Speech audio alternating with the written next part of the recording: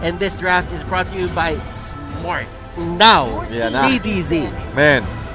What do you think about this certain matchup na meron tayo? The Battle of Champions. The Battle of Champions, alam naman natin, Mpl-Ph. Way back before, na bago pa sila maging Mpl-Ph, Sunsparks. Naging back-to-back sila. And especially, ang current defending champions ng MPL Season 6, Bren Esports. So malaking tendency na magkaroon tayo ng early games, ng quick games rather. At nakita mo naman, Ters, sa unang ban pa lang ng Mpl-Ph, alam mo na basang-basa na ng Mpl-Ph o talagang pinaghandaan ng Mpl-Ph yung Bren Esports. Kasi dahil bakit? Sa Chang Eneribo. And the Chango has been a staple pick para sa Bren Esports doon sa mga previous games nila. And not gonna lie, this is a pretty smart ban coming from Mpl-Ph. While yung Bren Esports, standard to para sa kanila, Tats. The Diggy and the Matilda. Matilda, nakita niyo yung performance ni Oh My Venus from our first series. Back-to-back MVP using the Matilda. So, sabi ng Bren Esports, oo nga naman talaga. Sobrang sakit ng Matilda. Hindi natin bibigyan ng pagkakataon dito ang Mpl-Ph na makuha. And on top of that, they will also remove the Selena from the play. Greed. Hero agad yung dininay dito ni Mpl-Ph. But, first pick, Benedetta sa side ng Mpl-Ph. Ters, alam mo naman na isa ka sa mga malulupit na Benedetta players dito. Ay, hindi naman. Sakto lang. Okay lang. Ang humble talaga ni pa-humble lang tayo. Oh, syempre, alam naman natin yan. Matik yan daw. But, eto nga, Benedetta is one of those picks na stable talaga and pwede mo din siya gamitin sa iba't ibang lanes. Ngayon, for Bren Esports, smart ban din tong side ng Selena kasi Greed nga yung kalaban niya dito eh. Greed isn't one support na kailangan na dapat mong bigyan ng isang Selena. Actually, both of these two teams have supports or mid laners na gumagamit ng Selena to its full potential. Yeah, at alam naman natin pag tumama agad yung arrow and also the vision that na pwedeng ibigay ng Abyssal Traps, lamang ka agad yung team makakuha nun. Pero, syempre ang sagot ng Bren Esports, okay, so niremove natin yung Selena. We will have our own vision using the Popol and Kupa.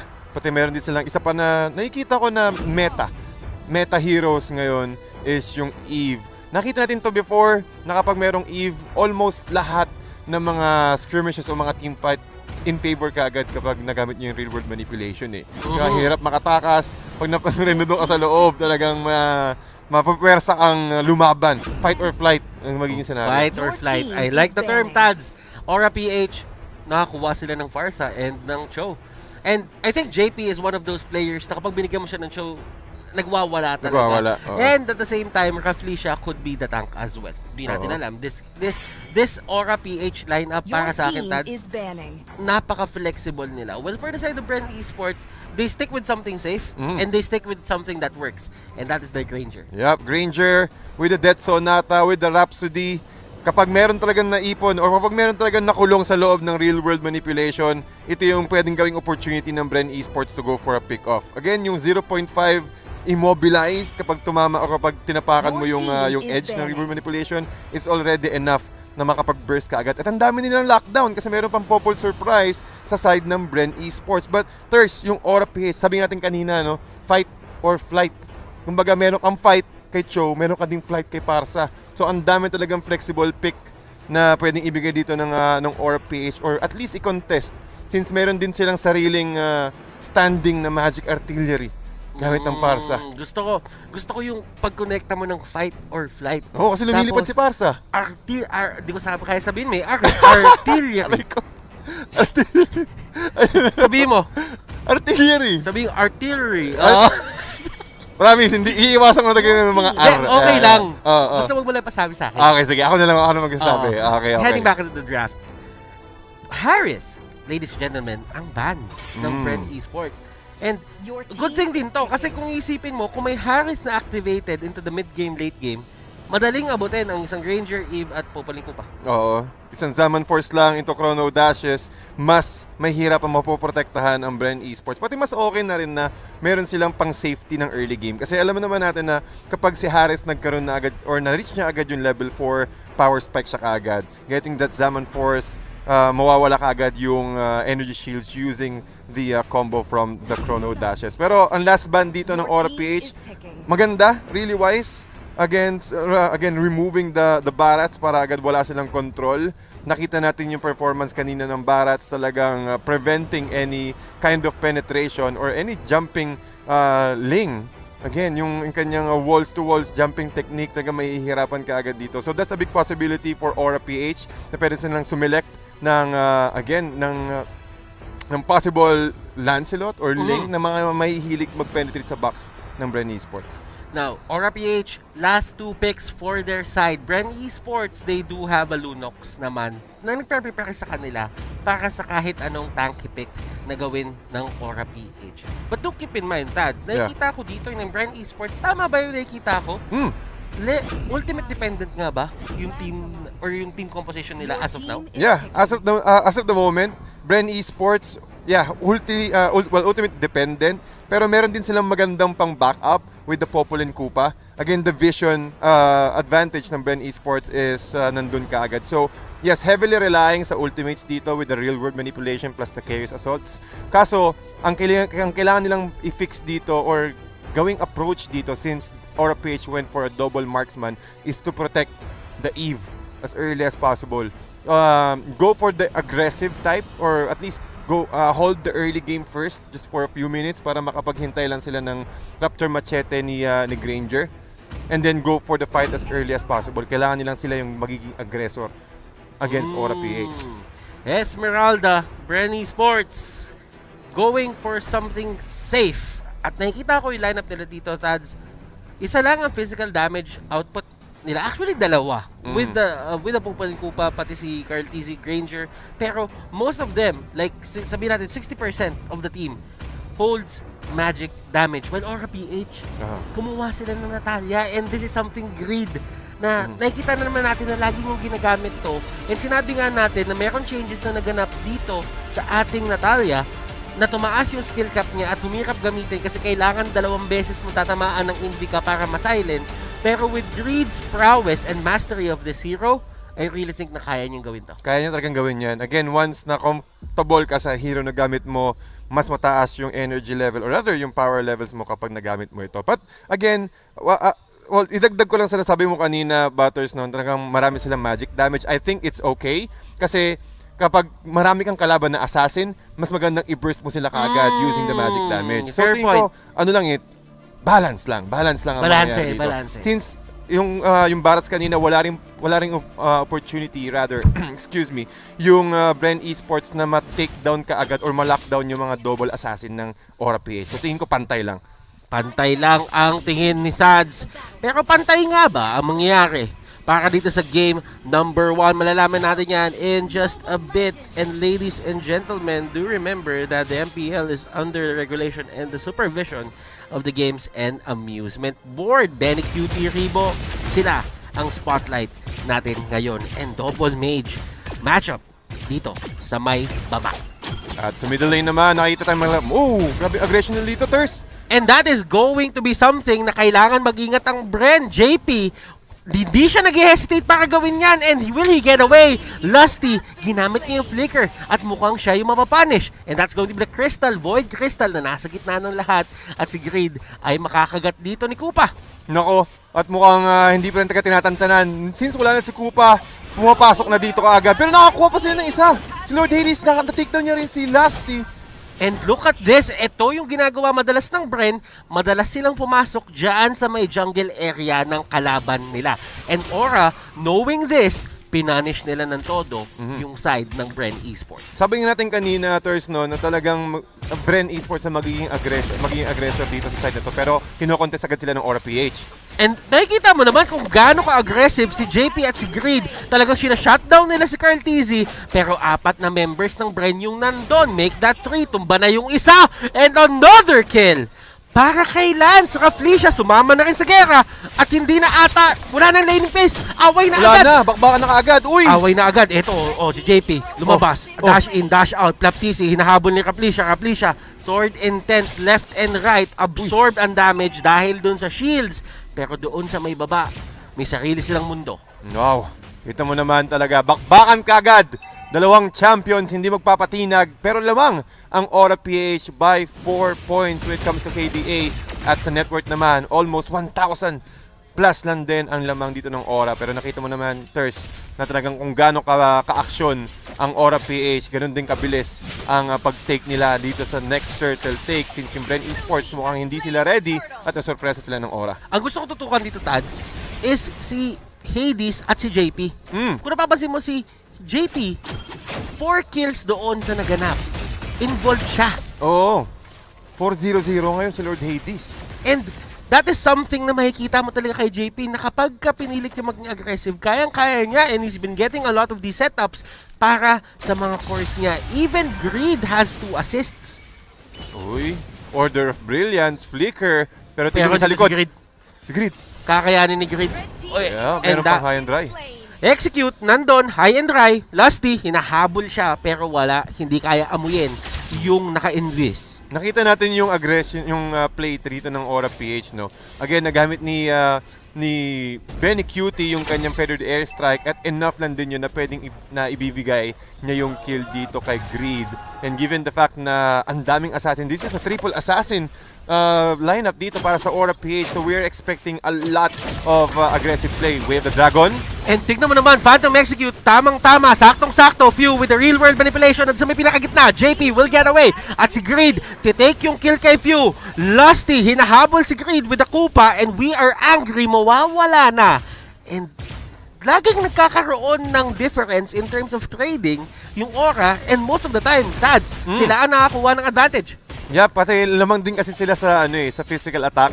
Yun yung advantage ng Mpl-Ph dito. Pero pag umabot tayo ng mid-game, once na nagkaroon na ng mga items yung mga mages ng Bren Esports, dun magkakaiba. So it's all about really playing aggressively para sa side ng Mpl-Ph. As you can see, 4 minutes pa lang pero ang dami na agad KDA. Saktong-sakto yung Order of Brilliance dito ni Ribo, pero look at the response of Bren Esports. Naghihanda lang din sila ng isang magandang opening since nagamit na ng Mpl-Ph yung kanilang artillery using the feathered airstrike. At eto, Lusty, pumarap doon sa may gitna. And Greed, Lord Hades, tignan mo yung damage output nila.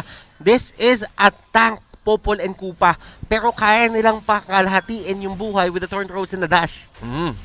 Turtle fight. Aura, naghahanap ng magandang target. At si Carteezy na naman ang ginaw ni Greed and Thorn Rose. Huli agad si Carteezy. Lord Hades, still alive. Tutumba din siya. JP dito, hinahabol si Ribo. Ribo na knock up. Jeet Kundo will be perfect. At mapupunta kay Raflesia yung turtle buff. Wow, perfect execution there from Mpl-Ph. Nakita natin kung paano nila in-isolate yung laban. Si Few, yes, nandun yung real-world manipulation pero nakatakas ka agad with the mobility from Mpl-Ph and yun agad yung na-burst out nila.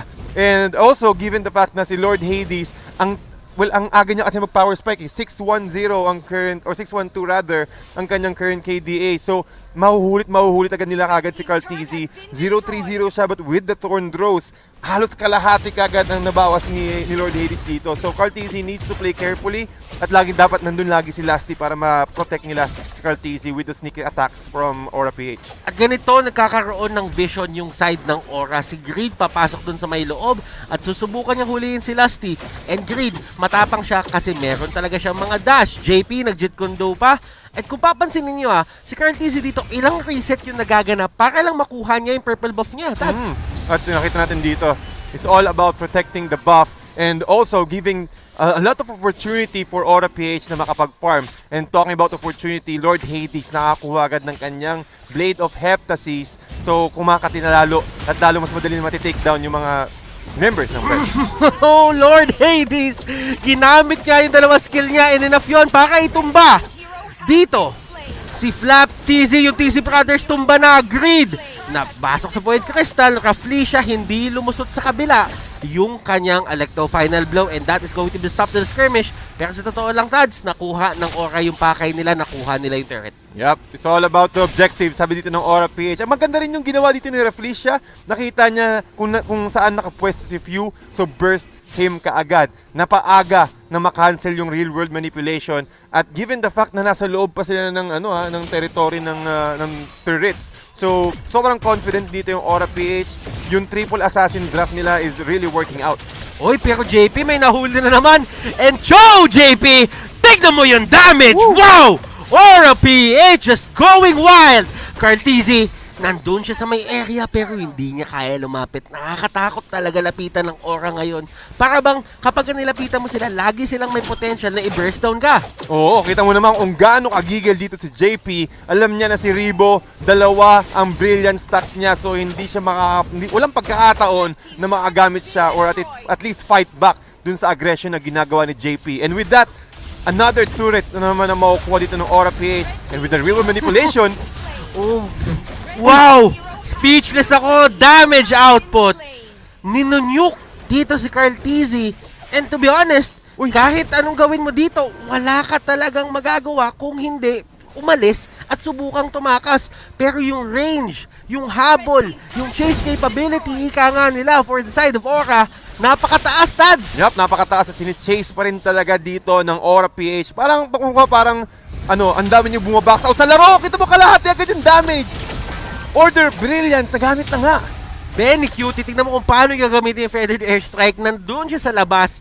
Hindi siya nagpapatinag kapag tinatalunan siya ng Falling Star Moon. And looking at the confidence of Aura right now, ito yung mga bagay na kaya nilang gawin. Tingnan mo nga si Grid. Tumatama or pumapasok sa dalawa, may pupulin kupa pa yun. Tol, parang tatlong kumbaga sa basketball, tatlo yung sentro mong bumabox out. Oo. Tapos isang dalawang main scorer na tipong May 3-point shooting shooter. guard. Oo, may shooting guard at isang malupit na forward. Tapos point guard si JP. Point guard si JP. Nako. Tignan mo naman doon sa likod kung paano zinozone ni Raflesia. Grabe yung galawan nila dito. And that is Bren really fighting for their lives every single time na merong buff yung side nila. Yeah. At wala na-occupy na ng Mpl-Ph yung jungle area ng Bren. So, kailangan talagang mag-group together dito ng Bren Esports para maka-pick off. Since ang layo na ng net worth, or rather ang layo ng KDA dito ng Mpl-Ph, this is just papunta pa lang tayo sa mid-game, so there's still an opportunity for Bren Esports to catch up. Ang kailangan lang nilang gawin, mas top or makakuha ng killing spree bounty or yung streak bounty dito, take down Lord Hades, since ang dami na rin mga streaks sa side ng Mpl-Ph. So yun yung kailangan nilang kunin dito, and also given an opportunity for Carl TZ to get at least one more item. Benny Cutie, sinone out niya lahat ng tao dito sa side ng Bren. Aura. Wow! Sobrang dominating nung kanilang performance dito sa ating game number 1. Now, tutukan natin yung Bren Esports. Masyado natin matagal pinag-uusapan yung Aura, and fair enough, nasa kanila talaga yung momentum, nasa kanila talaga yung domination eh. Now, pag-usapan natin yung Bren, anong kailangan ng Bren dito gawin para makabawi sila sa game? Well, bukod pa dun sa killing spree bounty, ang kailangan nilang gawin dito is gamitin yung mga brushes for a surprise. Kasi nakita naman natin ang taas ng magic damage output nila, and again, you're up against assassin players. So, surprise, fight fire with fire, ika nga. Kailangan mong gamitin yung brush mechanic para makapag-surprise kayo ng hero and also go for the pick-off. Kasi ang laking bagay talaga ng na maka-takedown ka, lalo't mataas na yung bounty ng mga heroes natin. So yun yung magiging pick-off nila. Medyo risky, medyo out of position, pero kailangan nilang i-utilize yung popular surprise at its full advantage. But still, ito yung kailangan mo tignan, Sads, dito. Although may brush capabilities ang side ng Bren Esports, minsan nakakatakot na din kasing pumasok dun sa may mismong brush, baka kasi nandun si Green or nandun si JP. Ngayon yung dalawang yun, may potential sila na talagang i-take down ka, or si JP, may potential siyang isipa ka at i-displace ka papunta dun sa team ng Aura. Ngayon, makukuha ng Aura yung Lord, and pupunta yan sa either top or bottom, and yun yung magiging opening ng Aura naman dito para makuha yung mid lane. Yep. At talagang kailangan nang i-push out to, and given the fact that the Lord, hindi pa naman siya luminous, pero syempre nandun pa rin yung super minions na nasa side ng Mpl-Ph. Ang possible na pwedeng gawin ng Bren Esports is always go for a check. Sabi mo nga kanina, mahihirapan talaga kasi there's a big possibility na nandun yung mga heroes.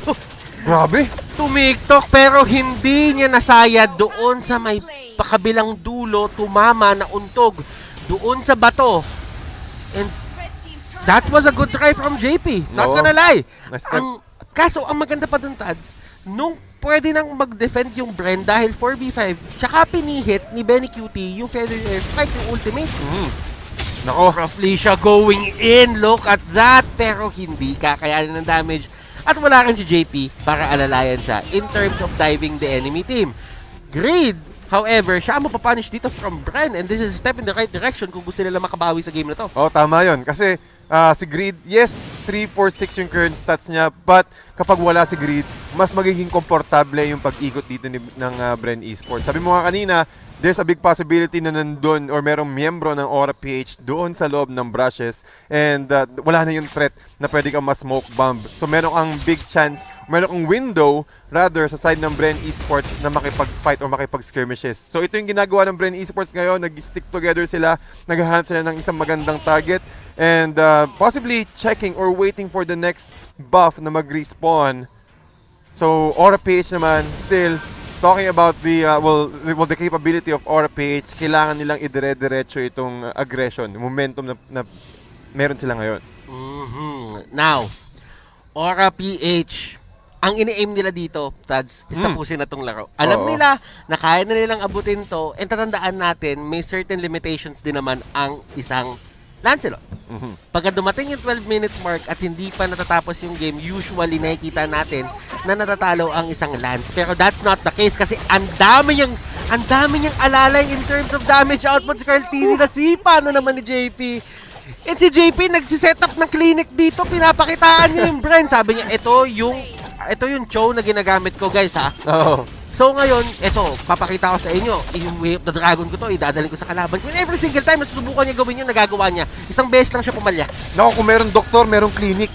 Dito si and also looking at this, si last team, yung mukhang tutumba na, medyo tabingi, yung Electro Final Blow, pero enough lang din. Pero thirst, kita mo naman yung aggression. Kung gano'n ka-confident ang Mpl-Ph dito, pinapasok na nila kahit dun sa loob ng Tier 3 turret ng Bren. Mpl-Ph, what a performance, game number 1. And Hey, wow! Woo! Delicads! Kita mo naman, isang feathered airstrike pa lang yun. Oo nga, tol, eh. Ang katin niya, tol. Ay, dinelicads mo ako. Ang sagot ko dyan, Omsim. Omsimus Prime. Pero hindi kasi, di ba makita mo, isang strike pa lang ni Benny Cutie. Ito yung kidding aside, Benny Cutie, alam niya kung kailangan, kung sino yung mga targets or kung kailan niya gagamitin yung feathered airstrike niya na hindi niya binibigyan ng information yung Bren Esports na okay, wala siyang feathered airstrike, mayroon siyang feathered airstrike. Even though na kita mo naman, Holy Crystal into a Divine Glaive, ganyan na kasakit.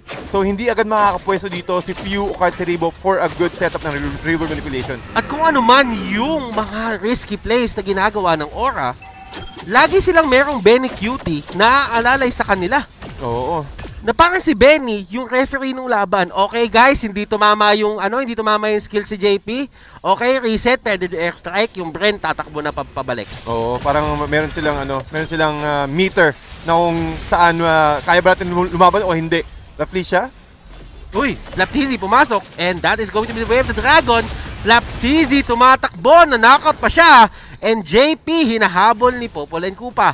Pero doon sa may taas, na push ni Greed yung minions at mapipilitan yung Bren na maging reactive at i-defend yun. Yup. At yung ikot talaga dito ng Bren Esports, ramdam nila na kailangan lang natin makahanap ng pick-off. Lord Hades 815 at the moment, meron silang enough artillery na pwede nilang gamitin kung sakaling magkaroon ng mga fights, pero wala nga pa ring opportunity na pinapakita dito ang Mpl-Ph. Ngayon, Bren Esports, sinusubukan nila mag-steal dito sa may turtle area, and they just need to keep an eye where Benny Cutie is. Si Greed na naman nando sa may pinakalikod. Carl TZ niyayakap ni Raflisha, siya ang mapapunish. Ano si Rebo sa area? Flap-TZ ang tutumba sa side ng Bren, pero sabi dito ni Lance, papasok ako at kukunin ko yan. And Lord Hades, 1v1 with Lusty. JP hinahabol ni Carl TZ. And ito na nga ba yung turnaround na hinahanap ng Bren, pero si JP, Uy! papasok ng base. Ay, hindi.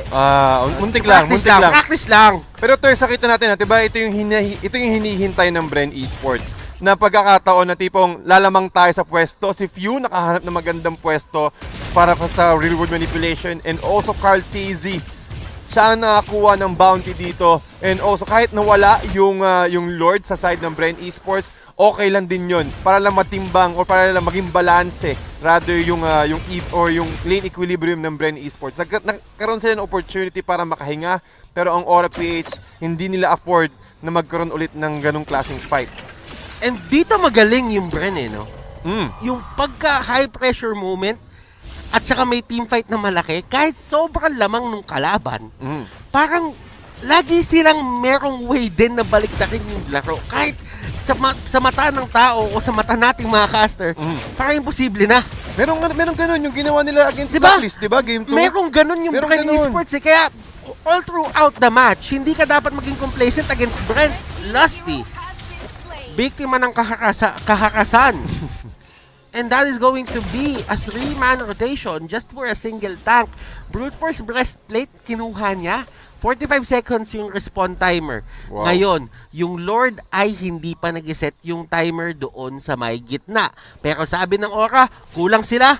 It's time to rock and roll. It's time to rock and roll. Lahat ng lanes ay nagpo-push out. Feathered airstrike. Mukhang ginamit na dito. Thirst. Si Mpl-Ph talaga nang gugulo lang. And that is going to be the tower lock, the turret lock, and that is Mpl-Ph taking game number 1, finishing the game in dominant fashion. Wow.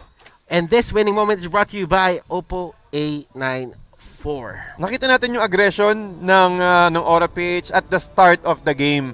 Talagang alam nila na yung Bren Esports magiging aggressive. So ang ginawa ng Mpl-Ph, sige sabayan natin. Since lamang tayo sa physical outburst, ang mage composition